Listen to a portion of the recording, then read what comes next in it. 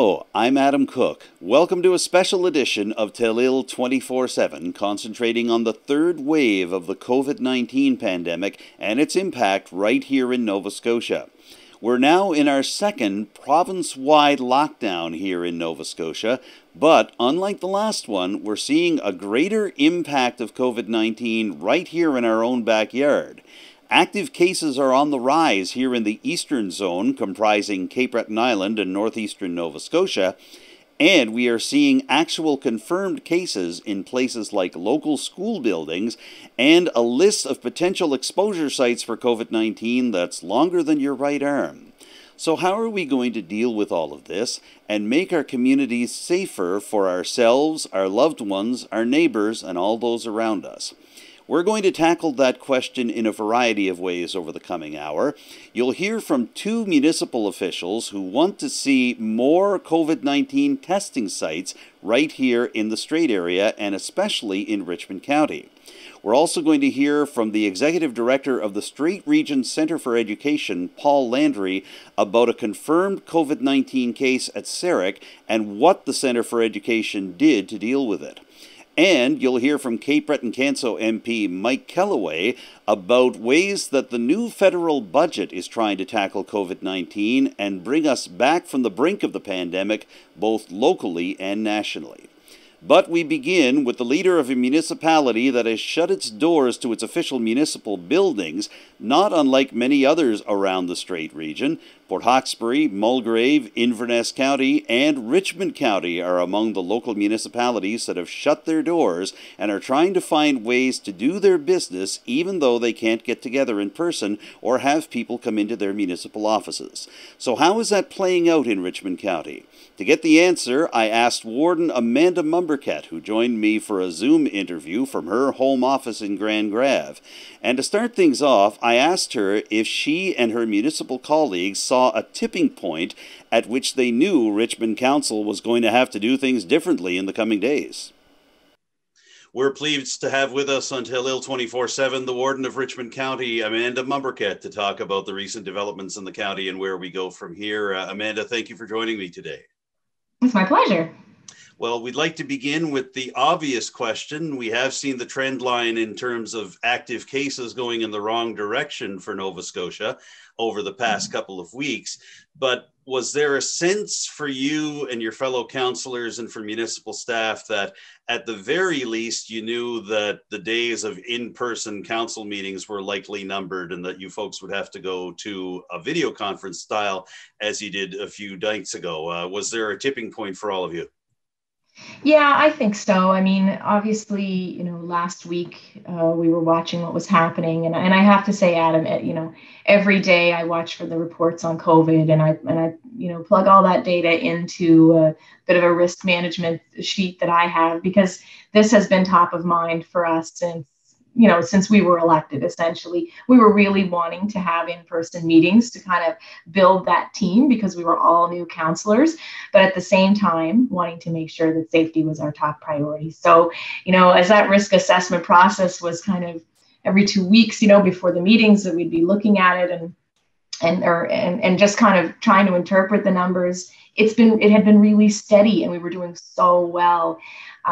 So it was, I think when the numbers started to spike last week, it definitely was a wake-up call, and it raised all kinds of red flags for us. So by Friday, we were considering it. I think I had spoken with pretty much every councillor just to see what they were thinking on it. And we basically said, let's see how the weekend goes. And then, of course, we had record numbers over the weekend. And so bright and early Monday morning, we made the call to go back online. And, we've had several months now as a team to come together in person. And so, but staff and councillors were prepared to make that shift when and if it was necessary. And I was really glad that we did that proactively, because, it's hard to predict the future, but we were definitely seeing that trend move in the wrong direction. So safety had to come first.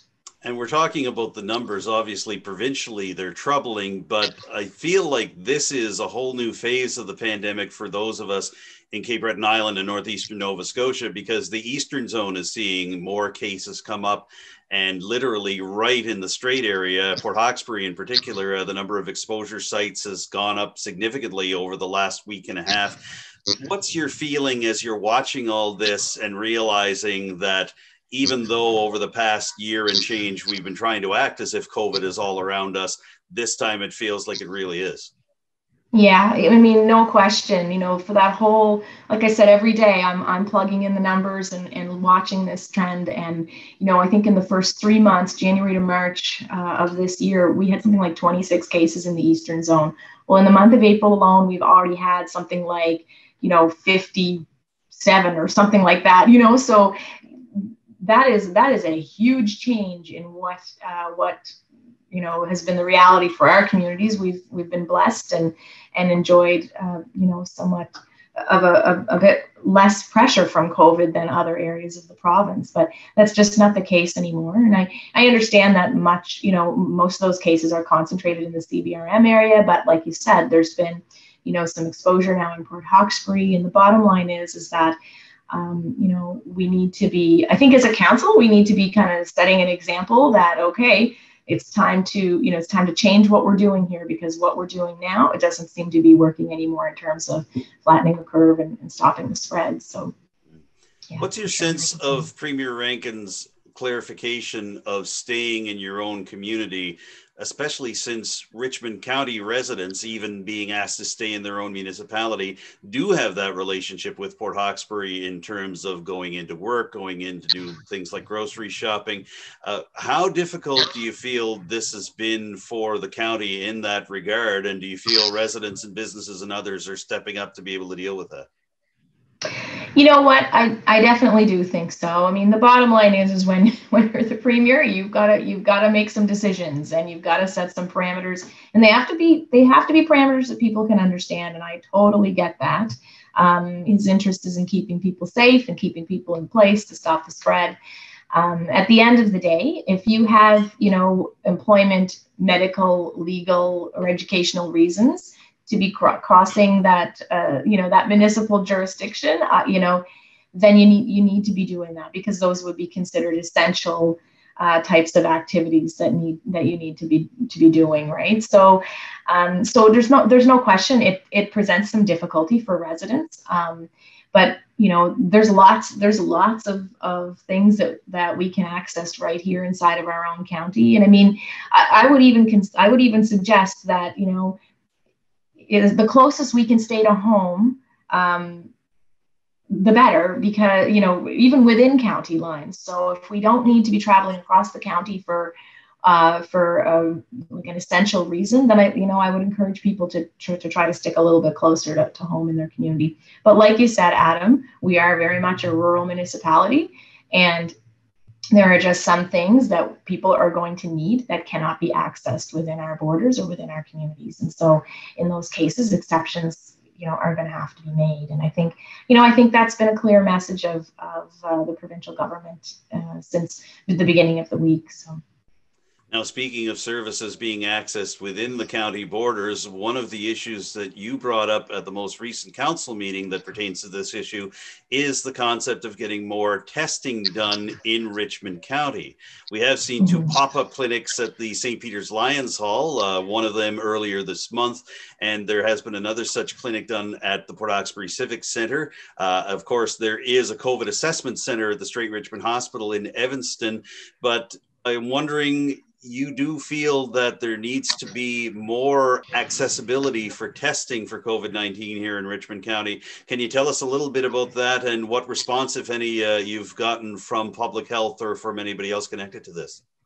Yeah, certainly. So, I mean, there's no question we're very fortunate to have had the testing opportunities that we've had so far. I would suggest it just simply isn't enough, given the like you said, the exposures that are happening on Cape Breton Island right now, and the fact that we are encouraging people to stay within their communities and stay within their municipality. I've been trying to book a test since Monday for myself or Sunday, maybe, I think, since for myself, and have had zero luck, which is great because it means people here are stepping up and going and getting tested. So it's kind of it's not a good problem to have, but it is a bit of good news to know that people are taking the threat seriously and trying to keep themselves and others safe from the virus. But at the end of the day, we do need to increase our testing capacity here. I will say, from a municipal perspective, we found out very last minute. I think most residents here in Richmond County did, about those pop-up clinics. The first one I found was a little bit better advertised. The second one, maybe not so much, and probably being advertised in from the perspective of public health in a way that they would generally have done that. But these are exceptional circumstances. And so, the discussion at council really was, we need to reach out to Nova Scotia Health and to talk about how we can support their efforts better in terms of advertising those types of clinics when they do pop up, but also to encourage them to increase testing capacity at the Strait Richmond Hospital, so that we're not putting residents in a position where they need to be heading into communities that have much higher concentrations of COVID, and so potentially putting themselves at risk for the sake of getting that test. And that is really, that's at the heart, I think, of our concern as a council. And, not to mention that many of our residents here are seniors. There are people of all different, walks of life, and sometimes transportation can be a huge barrier. So the idea of having to drive, not necessarily to Port Hawkesbury, but certainly to Antigonish or to Sydney to get testing, that in itself can be a huge obstacle when, for many who are trying to play it safe, really. You talked about how difficult you've had even getting your own test. And I know a good example of all of this is that one of your own councillors, Melanie Sampson from District 3, was promoting a testing site that had popped up for the weekend for a 3-day period at the Port Hawkesbury Civic Centre. And within a matter of a couple of hours, that was all filled up. There were no more places for people to go get tested at that Civic Centre site. So that kind of illustrates that while Nova Scotians and Richmond County residents and Strait area residents are stepping up, that the capacity is being overwhelmed and that there do need to be more accessibility to testing here. Yeah, certainly, and I totally understand the need to sort of prioritize. There's only so much testing that one province is going to be able to do. I think we are way out ahead of other provinces in Canada from the last pieces of information that I've read. But the bottom line is we are seeing increased exposures here in Cape Breton Island. Maybe more so than in other rural areas of the province. And I'm really convinced that we should be putting a bigger priority on making sure that there's testing available to people close to home. Was it heartening to you, Amanda, that even before the provincial lockdown order came around, that businesses and groups in Richmond County were taking this seriously? We saw a rash of business shutdowns in St. Peter's. We saw a bunch in Almadam as well, too, in the days leading up to the lockdown order. And we're seeing groups canceling events, churches canceling events. People were ready to make the sacrifice even before being told to do so. Did that give you any kind of sense of relief, knowing that Richmond County residents and people in charge of these types of things were ready to step up? Absolutely. I think everybody learned a whole lot last year at this time, and I'm not the only one that has been watching those numbers. Everybody has been watching those numbers, staying tuned, trying to, figure out what's the best way to keep people safe. The bottom line is the business community, they want to protect their staff. They want to protect their customers. That's their number one priority. And they showed it in fine style over the last week. I mean, over the weekends, businesses, like you said, they closed, they moved to takeout. I think I even saw one building a piece on their business to accommodate a takeout window. Like there's just no end to the limits or to the lengths that businesses will go to make sure that their customers and that their staff are kept safe. And I mean, it is very heartening, as you said. We're heading into the home stretch of this conversation. Amanda, just to wrap up, do you have any words for the residents of Richmond County coming from yourself as warden or from the municipality in general? Any thoughts you'd like to share or anything that you'd like to offer as encouragement or information to them in this third wave of COVID-19? Yeah, for sure. I mean, I guess I would just remind residents that our municipal offices are closed right now to the public. And so if you do need to pay a bill, your taxes, water, sewer, you can do that through your online banking, or you can mail in your payment the good old-fashioned way, or you can always call the municipal office if you need support with that, and our staff there will be more than happy to help you to make sure that no one is sort of financially penalized because of the shutdown. It is absolutely with people's best interests in mind. Our recreation programs have also been canceled, and so just would ask for people's patience as we sort of do our best during this lockdown to make sure that we're breaking the circuit, I think, as Dr. Strang would put it. So I guess the other thing I would say is over the weekend in particular, as the numbers were skyrocketing, I heard from lots of people who were concerned. They felt like maybe action at higher levels wasn't being taken quickly enough. There was a feeling of a bit of hopelessness, like we are again after all that hard work, not it's getting worse again. And I guess I would just encourage people to kind of step back and sort of look at what they can do inside of their own circle to keep themselves safe.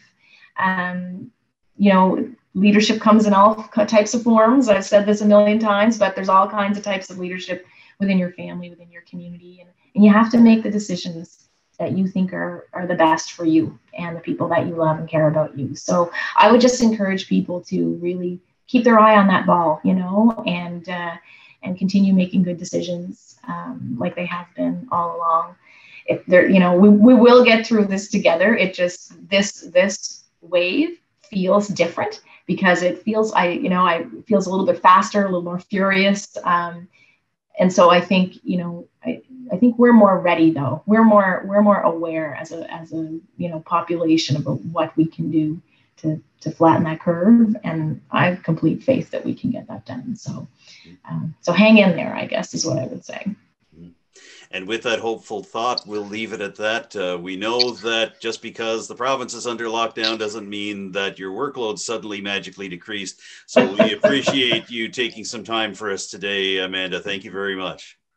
Absolutely. It's my pleasure, Adam. Thank you. No trouble at all. Amanda Mombourquette is the Warden of Richmond County. We've been speaking to her via Zoom from her home office in Grand Grave. Stay tuned for more of Telile 24/7 in just a moment. Now, Warden Amanda Mombourquette isn't the only person looking for more testing sites for COVID-19 in Richmond County. We interviewed Mike Kelloway, the Member of Parliament for Cape Breton-Canso, about various issues connected to COVID-19. And during that interview, I asked him what he thinks of Warden Mombourquette's plea for more testing sites in Richmond County. Here's his answer. I encourage everyone out there to get tested. It is important to be able to identify baseline perspectives in terms of who has been exposed to it, who's symptomatic and asymptomatic. It's important to know how to trace this virus. So number one, it's important for you, your family, your community. So that's number one. And I couldn't be any more proud, as I said, on what I'm seeing. On the second piece, it's very interesting. And I agree with Warden Mombourquette. And in fact, on Saturday, I wrote a letter to the Minister of Health provincially, Zach Churchill, requesting that more pop-up centers, hubs for testing be implemented throughout rural Nova Scotia, in particular, the rural parts of my riding, which are Richmond County, parts of CBRM, Inverness County, Guysborough County, and Antigonish. So I sent that off on Saturday. So I agree with Amanda. As we get more resources available on the human capacity side, I believe we'll be able to do just that. But Minister Zach Churchill has my correspondence. It's on my social media site if anybody Facebook wants to see it. And I'll work with Warden Mombourquette and other wardens and other mayors to be that collective voice for more testing and more locations in rural communities, it's absolutely essential. And I think we'll see more of those happen sooner than later. But I know it's important to Premier Rankin, and I can't speak highly enough of his work, Dr. Strang's work in the past 5 days has been pretty awe-inspiring to see first the long lines and then those lines becoming shorter because they're, the Nova Scotia Health Authorities improving their processes on how to get people in quicker and get them out quicker. And I believe the next step will be to get those in rural communities. But I can tell you as a federal advocate, I've sent that letter and on Saturday, and I know Warden Mombourquette and others have done the same. And we'll keep pushing that because it's important to have. Another big reason that this provincial lockdown is different from the one that took place last spring is that we're finally seeing COVID-19 cases confirmed in schools. It started off as schools in the Halifax Regional Municipality and the Western Zone, but lately we've been seeing schools having confirmed cases of COVID-19 in the Sydney area and finally at Sarek in Port Hawkesbury. How did the Strait Regional Centre for Education deal with all of this?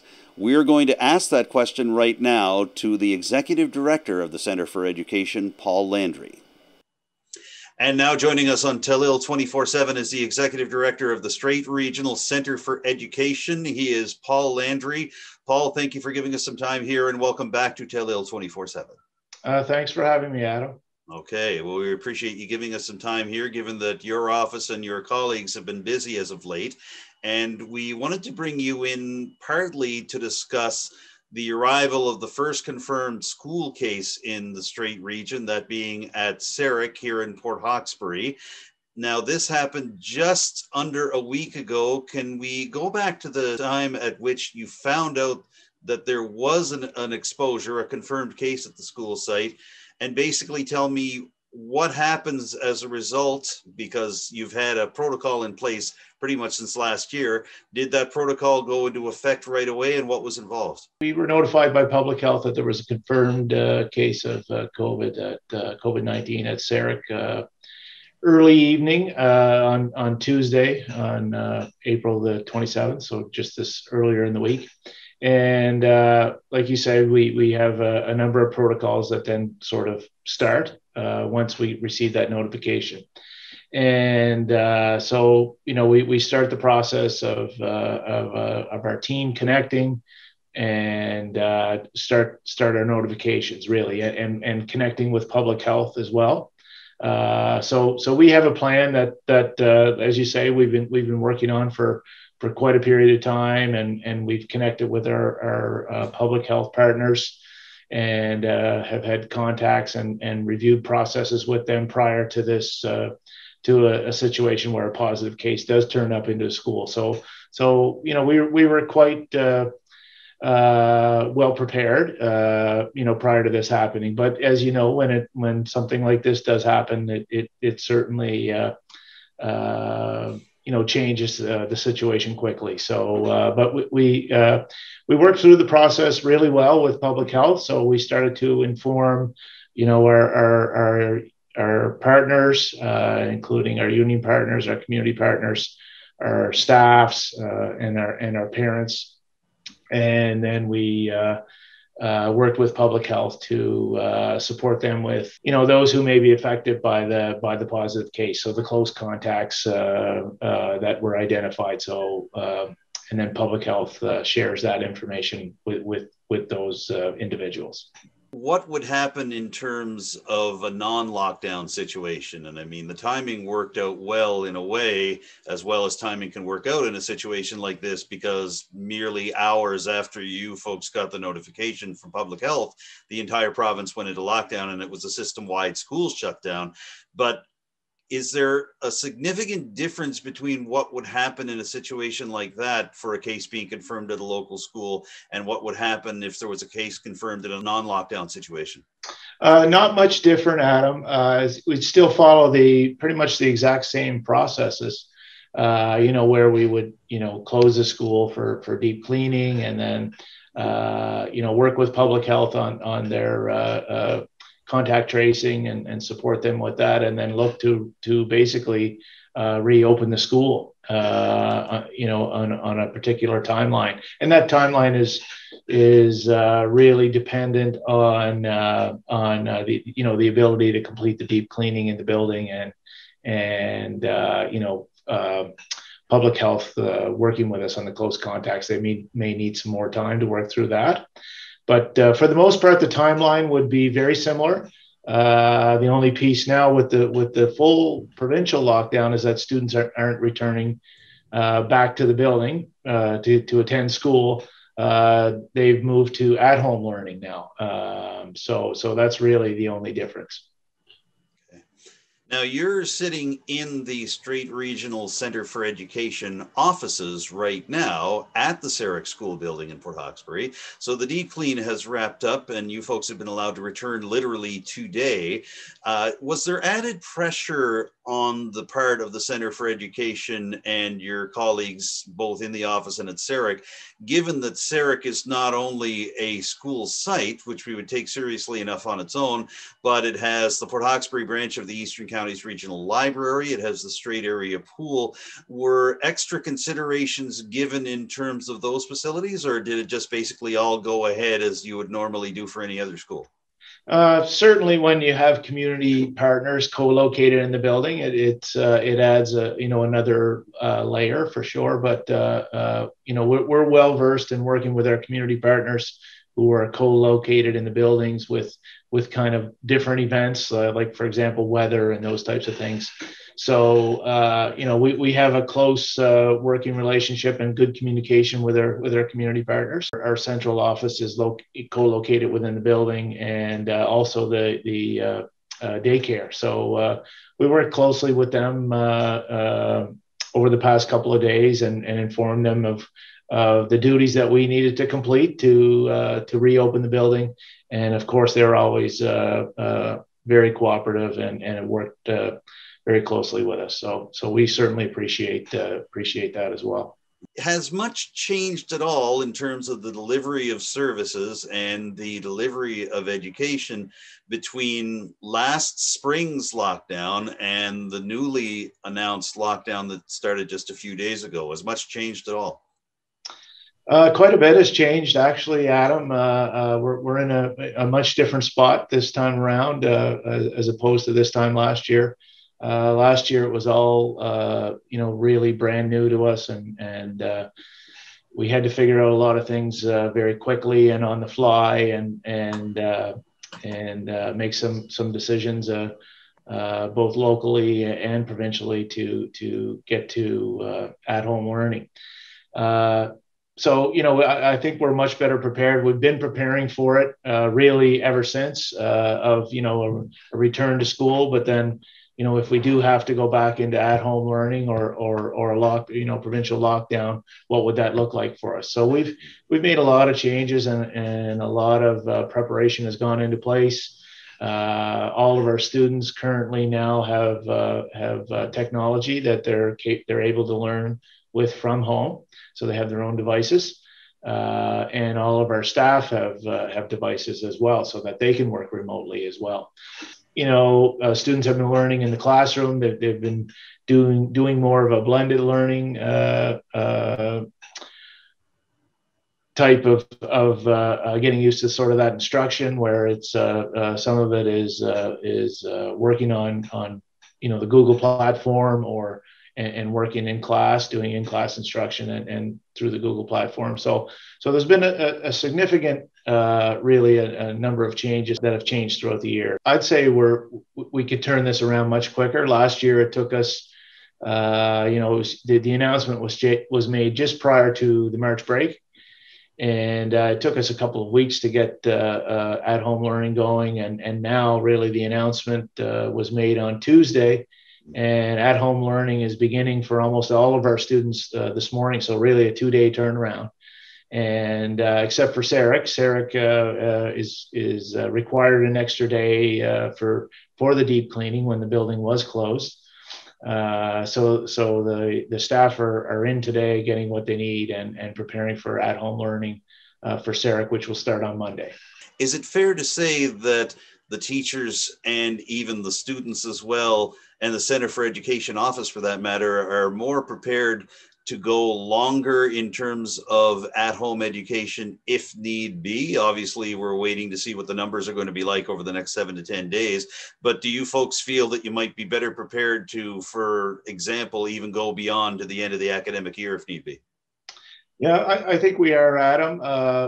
We feel that we could go as long as required. Obviously, we would like to be back in school, but only when we receive news that we can return to school and that public health informs us that we are able to. But we can go longer. I'd say quite smoothly with the preparations that we've made. Okay. Obviously, this is not at the top of the priority list for this exact specific point in time, but before the numbers went south about a week and a half ago, there was actually discussion on the local level and the province-wide level as to how to hold graduation ceremonies within the new normal that had been emerging. Obviously, the various numbers that have come from the last week and a half have changed the water on the beans, as it were. But is that something that you and your colleagues can look to discussing again? And is there any kind of a backup plan in that regard for graduation ceremonies in June? Right. Well, we really look forward to our graduations for our students and celebrating their time in school and really the end of their school years with us. So that'll remain a priority, but only when it's safe to do so. And if we are able to return and things change within the province and all the protocols return to where we were prior to this lockdown, we will certainly be moving forward with planning for graduations for our graduates. Okay. Finally, Paul, just on a personal note, it really feels like COVID-19 has truly taken hold in the Strait area, not so much in terms of the numbers that we're seeing out of Halifax or even the numbers that we're seeing out of the CBRM, but from your perspective, this is the first time that this region has had to deal with school closures, with multiple exposure sites in the general area.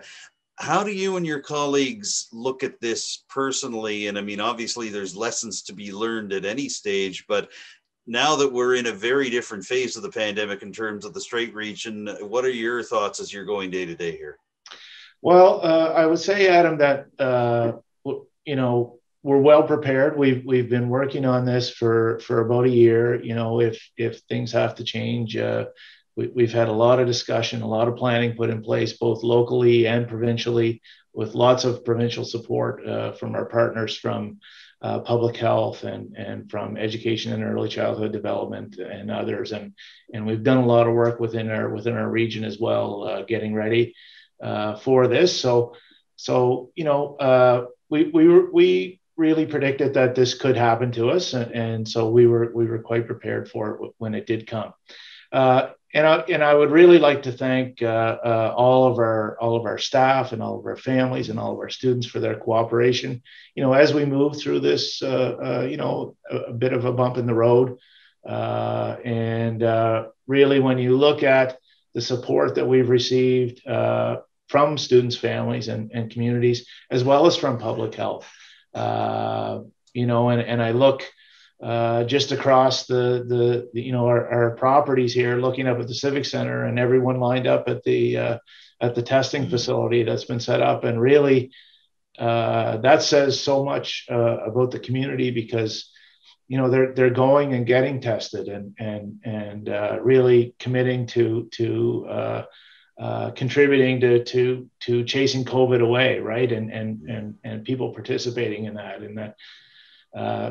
Active participation. So people are doing what they've been asked to do. So and that's really no different than what we've seen all year throughout our school year. It's helped us to have a successful school year to this point. People have done what public health has asked them to do, and we've made it quite far in this school year without any interruption.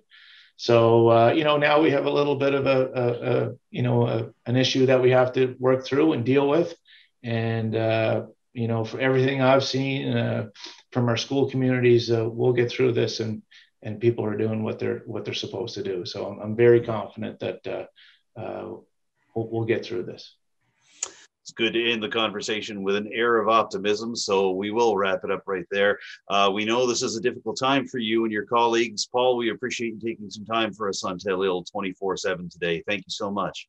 Thank you, Adam. Take care. All right, you too. Paul Landry is the Executive Director of the Strait Regional Centre for Education. We've been speaking to him via Zoom at his office at Sarek. And now let's return to our interview with Cape Breton-Canso MP Mike Kelloway. This time around, we're talking about the COVID-19 related measures in the latest federal budget, the first for Finance Minister Chrystia Freeland, and how those measures can impact everything from small craft harbours to the local tourism industry and people's efforts just to live day to day here in Cape Breton-Canso and around the country. Here are those comments from Mike Kelloway right now. And I've said this before in terms of the measures, the economic measures that happened before this budget during COVID. And I've said this is that the engagement of people in my community with me on, what good measures should be put in place to assist individuals, communities, organizations, not-for-profits, came from the people of Cape Breton-Canso, and I echoed those in caucus. And the same can be said here for this budget. I believe that this budget, quite frankly, and it's not hyperbole, it is a transformational budget on many levels. Yes, it is a COVID budget, but it's a post-COVID budget that focuses on the individual, it focuses on the community, it focuses on business, it focuses on not-for-profits. So the DNA of this budget, the fingerprints of this budget, you can see quite a few fingerprints of people from Cape Breton-Canso in this budget. Case in point, affordable childcare. We're going to invest $30 billion over the next 5 years for affordable childcare. That is instrumental for families throughout the riding. Another item that I was really pleased with that we put our heart and soul in actually was increasing EI sick benefits from 15 weeks to 26 weeks. We have cases where individuals are suffering from cancer and they, exercise their 15 weeks. And then there's a choice. There's a choice, if you call it that, to go back to work even though you're feeling ill, or not go back to work and, accumulate debt. That's not acceptable. I look at the 15 to 26 weeks as an important move forward, but I don't want to stop there. I believe if you have a debilitating disease, 26 weeks is good, but it's not good enough, but it's a start, and it's a substantial start. For the people in our riding on the coast, small craft harbors. So I've traveled and have gone to every small craft harbor in this riding. And I've said this to the National Caucus, and I've said this to other people in other provinces. If you took Ontario, for example, and if you took away the infrastructure or allowed infrastructure in Ontario that focuses on the auto sector to become dilapidated, what would that mean to the economy of those communities and those families? Likewise with fishing, with the ocean sector. So I'm really happy about this one, is that over the next 2 years, $300 million more will be invested in small craft harbors to renew, replace small craft harbors, which is really, really key to places like Petit Gras, like Havre-Boucher, like Whitehead, like Larry's River, and the list goes on. Supporting tourism is another one. We have $1 billion that we're going to invest in local tourism businesses. That's around operating, and that's around festivals. And then, as you said on the top of the segment, we're going to continue with the Canada Recovery Benefit, the Canada Wage Subsidy, the Canada Emergency Business Account, and extended EI benefits, which are really, really key. Some other items that I'd like to share, though, sure, that have a really unique Cape Breton-Canso flavor involvement. And one is around, again, I can't thank highly just so much the community groups like the Lions Club in Loosedale and others throughout the riding, organizations that are not-for-profit that have buildings. They have not been able during COVID to do the fundraising, to keep the upgrades, to You have the keep the oil tank full, things of that nature. So I think it was about August of last year, there were about 20 MPs that formed this new committee in government called the Not-for-Profit Committee. I happen to be the co-chair. And we focused on making a submission to the federal government on a fund for not-for-profits to be able to access monies to, keep operating and whatnot. And, that received $500 million as well. And again, it's another example of how input locally finds its way to an MP. And this is like other MPs in other communities as well. And they come together to make a pitch. That wasn't there before. That's new. The new Community Revitalization Initiative is another one. That's one that will be able to provide micro, non-repayable grants to community groups throughout this riding through a COA that didn't exist before. Seeing increases in health transfers to the provinces, huge, very, very huge. And our commitment to invest money into long-term healthcare standards in terms of homes across this country is historical. And of course, increasing OAS for individuals that are over the age of 75 was a campaign promise in 2019. And we fulfilled it here. And my commitment to everyone here is to continuously work hard for important benefits that can be put in place for those 65 and 74. And that work that's already started in terms of my advocacy. So again, transformational budget, one that I think impacts every element of society. It may, in some cases, budgets hit or miss, and I'm sure there are areas that we need to improve on here, but I couldn't be any more happier in terms of investments in people, investments in organizations, investments in infrastructure, that we need to come out of this stronger than we were before we got into it. And that's the thing. It's investing in people. It's investing in people. And my thought is, if you invest in people, you're investing in the country. And that is, to me, my motto, that everything starts from community. So make your investments in community, make your investments in sector development, and watch what happens. And I believe that this is truly quite a transformational budget on many levels. Can I pick up on the idea of sector development, Mike, for just a moment? Because in particular in the tourism sector and the small business sector, which means so much here in Cape Breton-Canso, we have heard recently from Terry Smith, the CEO of Destination Cape Breton Association, talking about not just a COVID survival strategy for the industry, but also a long-term viability strategy for the Cape Breton tourism industry that goes far beyond COVID-19. And I note two things. One, the extension, as you mentioned, of the Canada Emergency Wage Subsidy to September, with the provision to extend it to November. But as you mentioned as well, more funds for the tourism industry across the country. Do you think that just the timing lines up well in terms of Cape Breton's overall tourism, but also small business sector, to have those two specific parts of this budget going forward at this time? I do. So the budget, lays out what we want to do. And then the second part is doing it.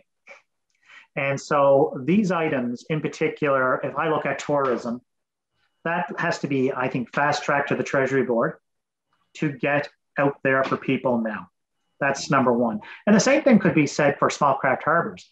That funding that I talked about, the $300 million, is over 2 years, starting now. So guess what? We're in construction season now. So we need to get that money out the door and embedded in projects that need them now. But I think that, to be honest with you, we have a lot of challenges in our riding with respect to employment and child poverty and things of that nature. And we always need to keep that in mind.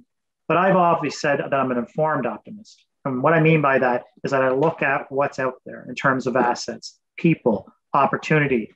I look at tourism as one of those. So the opportunity to take a look at our deficiencies on the tourism side and infuse investment into them with the intel powering it from the people in the tourism sector, like Terry Smith and others, is really, really important. We are the number one island destination in Canada, in North America, and top 10 in any given year globally. But quite frankly, what we need to do is up our game. We need to up our game in terms of creating awareness of the services and the opportunities in our riding in Northeastern Nova Scotia and in Cape Breton. And what I mean by that is that how many people stop in Ayrshire, and during their travels in Cape Breton Island? Some. I want to build that.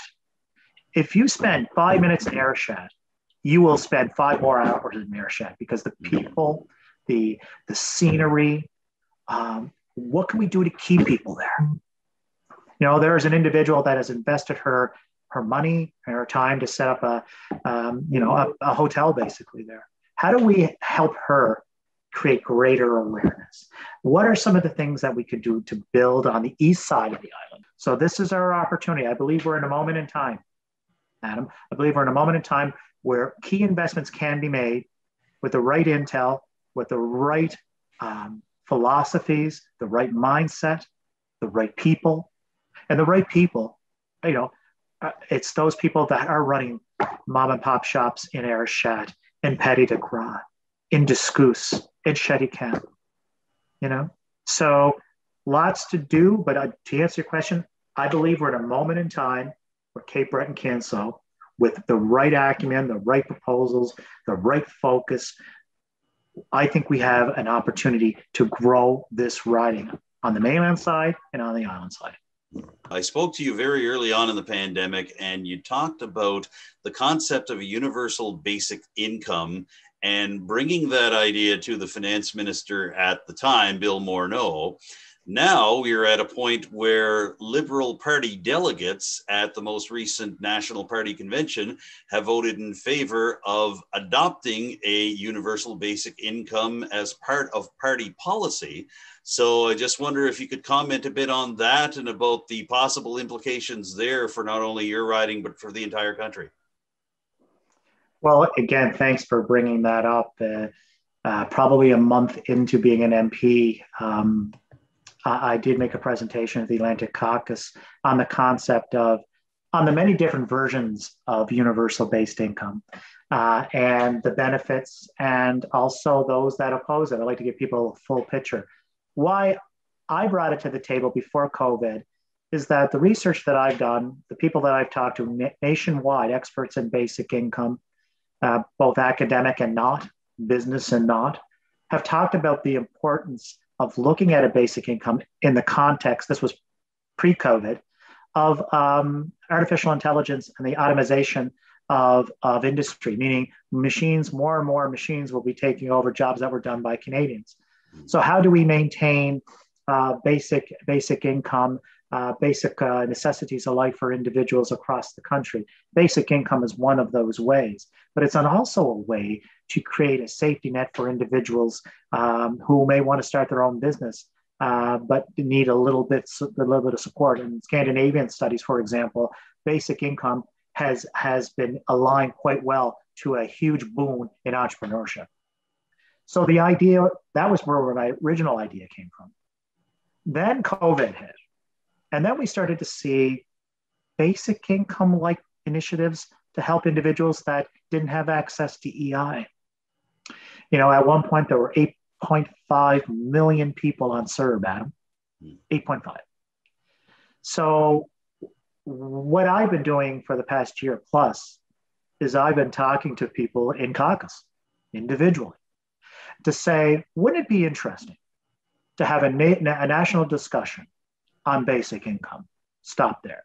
Wouldn't it be interesting to look at the opportunities of delivering pilots on basic income, to be able to measure the pros, the cons, to look at best practices? And wouldn't that pilot be great in Cape Breton-Canso? Wouldn't it make sense to do it in Cape Breton-Canso? So for me, I look at the fact that a year plus ago, there were people interested in it, but it was mild interest.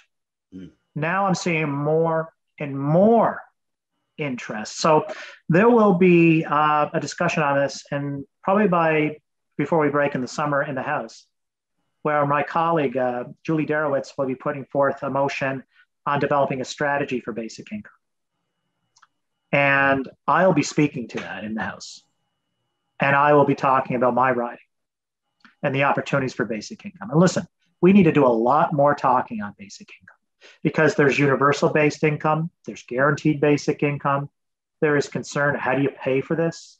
And I'll make a note to say that the Parliamentary Budgetary Office talked about basic income very positively in his submission about a month ago. But let's have those discussions. Let's put everything on the table. The pros, perhaps the cons, why not? Let's have an educated discussion on how do we evolve Canada's safety net, but how do we put it in a position that is going to lift people up, that is going to give people opportunity. And I think this is one way. It's not the way, but it's one way. But let's have that discussion. And in Cape Breton-Canso, we're not afraid of having conversations. We're not afraid to agree to disagree, right? So let's do that. I mean, this part of the world was home to the Antigonish movement.